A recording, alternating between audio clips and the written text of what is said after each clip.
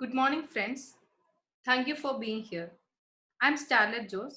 I'm here today to discuss about chemical bonds. Here are the topics which we are going to discuss in this video. Introduction to the chemical bonds, electrovalent or ionic bond, covalent bond. Let us start with the question. Why do atoms combine to form chemical bonds? It is because every atom wants to get a stable state, so that they try to fill their outermost shell by redistributing their valence shell electrons. After redistribution, the atoms achieve an electronic configuration same as that of an inert gas. As we all know that inert gases are stable, and it is only because of their completely filled valence shell. Examples: helium, neon, argon, etc. Their outermost shells are completed by 8 electrons or by 2 electrons, that is for helium atom. Now, let us have the next topic, that is chemical bond. What is a chemical bond? It is the force of attraction between any two atoms of a molecule to maintain stability. We already said that atoms want to achieve stability by redistribution of electrons. How they do so? They attain the stability by three methods. First, by the transfer of electrons from one atom to another.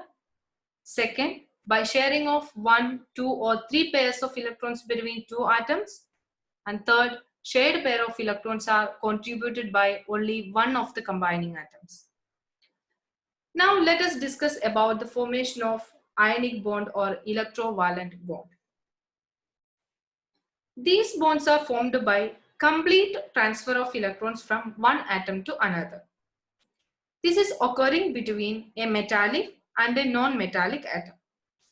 The metal loses electrons to become a positively charged cation, whereas the non-metal accepts those electrons to become a negatively charged anion.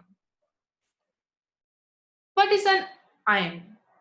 An ion is a charged particle which is formed due to gain or loss of one or more electrons by an atom. For example, sodium ion. Sodium ion formed by the losing of one electron from the sodium atom. After losing one electron from the sodium atom, it gets a positive charge and forms the cation sodium ion.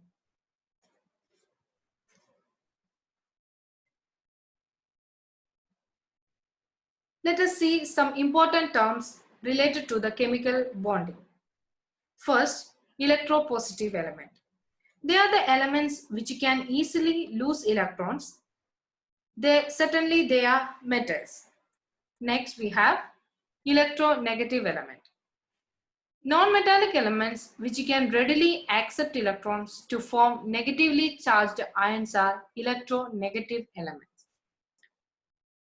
Last, electrovalency. It is the number of electrons that an atom of an element loses or gains to form an ionic bond. Next, what are the conditions for the formation of an electrovalent or ionic bond? Here we have three conditions. First, low ionization potential. As we already discussed that ionic bond is formed between a metal and a non-metal. If an element has low ionization energy, then it is easy to remove the electron from its valence shell. Since the metals have low ionization energy and can easily form a cation, it is easy to make an ionic bond. Second condition, high electronic affinity. If electron affinity of an element is high, then it is easy to form an anion and hence the ionic bond. The third condition, that is large electronegativity difference. What is electronegativity? It is the tendency of an atom to attract the shared pair of electrons towards it. If higher the difference in electronegativities of the two atoms, greater will be the ease to form an ionic bond. Ionic compounds are the most stable compounds. Why? As you know, in an ionic bond, there is cation and anion. That is a positively charged particle and a negatively charged particle. Therefore, there exists an attraction between the positive and a negative charge, and that is called electrostatic force of attraction, which is a very strong force. That is why ionic bond is more, or ionic compound is more stable. Here we have some electron dot structures of some ionic compounds. First, sodium chloride. Before that, electron dot structures.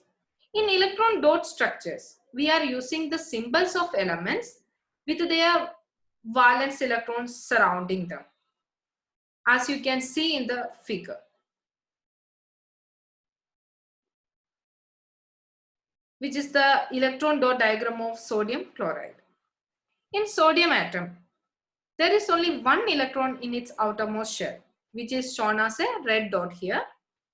And in chlorine atom, there are 7 electrons in the last shell, all shown with black dots. During the bond formation, sodium atom loses its 1 electron as it is a metal, and chlorine atom accepts it because it is a non-metal. Thus formed sodium cation and a chloride anion. Therefore, there forms an electrostatic force of attraction and thus form the ionic bond. Similarly, for the magnesium chloride molecule. Magnesium is a metal and it contains 2 electrons in its outermost shell. During the formation of the bond, magnesium loses its 2 electrons and change into a magnesium cation, and the 2 chlorine atoms both have 7 electrons in their outermost shell. And so these 2 chlorine atoms gain the 2 electrons from the magnesium atom and change it into a chloride ions, 2 chloride anions, and thus forms magnesium cation and 2 chloride anions. Therefore, there forms an attraction between magnesium ion and chloride ion, that is ionic bond. And now we have the example calcium oxide. Calcium, its outermost shell contains 2 electrons, so it can lose that 2 electron and form a cation calcium 2+. Oxygen, it contains 6 electrons in its outermost shell, and so it can take 2 electrons or gain 2 electrons and change into an anion.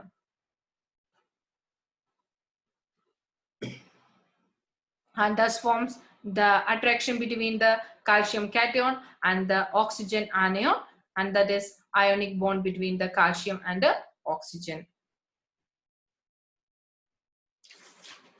Let us move to the next topic, that is covalent bond. Covalent bonds are formed by the mutual sharing of electrons. That is, the atom can complete their octet and achieve stability by sharing one or more pairs of electrons. In the covalent molecule, each atom contributes equal number of electrons. There are 3 types of covalent bonds depending on the number of pairs of electrons the atoms share. First, single covalent bond. Here only one pair of electrons shared by the atoms. Examples, hydrogen molecule and chlorine molecule. Both the hydrogen and the chlorine, they are sharing only one pair of electrons. Second, double bond. The double bonds are formed by the sharing of 2 pairs of electrons. For example, oxygen molecule. In the oxygen molecule, both the oxygen atoms share 2 pairs of electrons and thus forms double bond. Third, triple bond. Triple bonds are formed by the sharing of 3 pairs of electrons. For example, nitrogen molecule. In nitrogen molecule, both the nitrogen atom shares 3 pairs of electrons and thus forming the triple bond.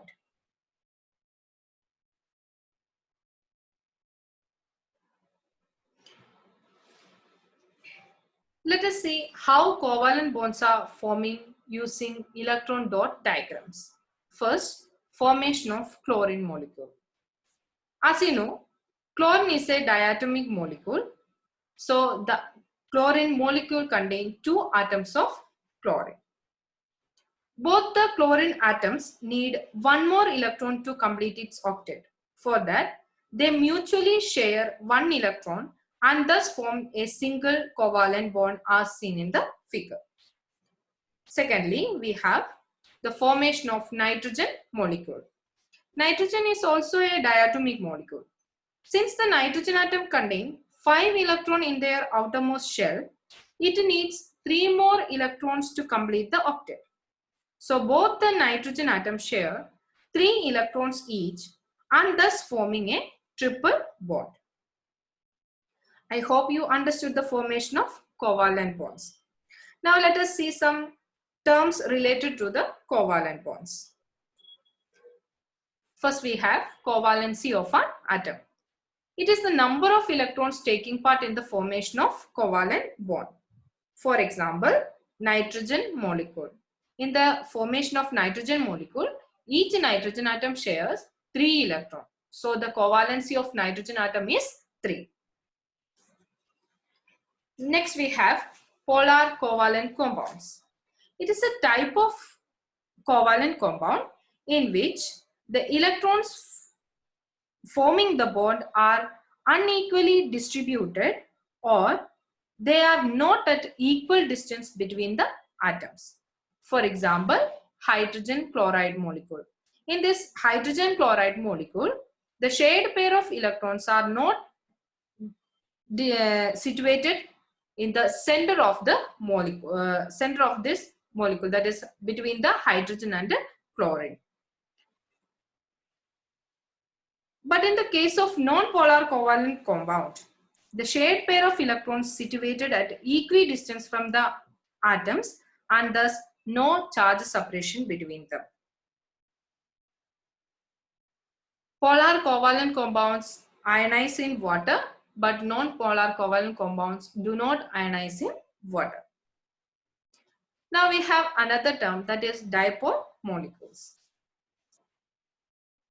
These are the molecules with partial positive charge and a partial negative charge, or slightly positive charge and a slightly negative charge. Let us imagine that if a covalent bond is made between one atom that is really electronegative and the other is not, then the electrons will not be shared evenly in the bond. Uneven sharing thus results in the formation of dipole or the separation of charges. Let us move to the next topic, that is condition for the formation of a covalent bond. 3 conditions are the first one, both the atoms should have 4 or more electrons in the valence shell. Each of the 2 combining atoms should have 5, 6 or 7 electrons in their valence shell. In such cases, both the atoms achieve the stable octet by sharing 3, 2 or 1 electron pair respectively. Second condition, both atoms should have high electronegativity and high electron affinity. Then only they can form a covalent bond. The third condition, both atoms should have high ionization energy. Then only they can share the electrons and forms covalent bond. So that's it for this video. Hope you all understood the difference between the ionic and covalent bond. Thanks for watching and have a nice day.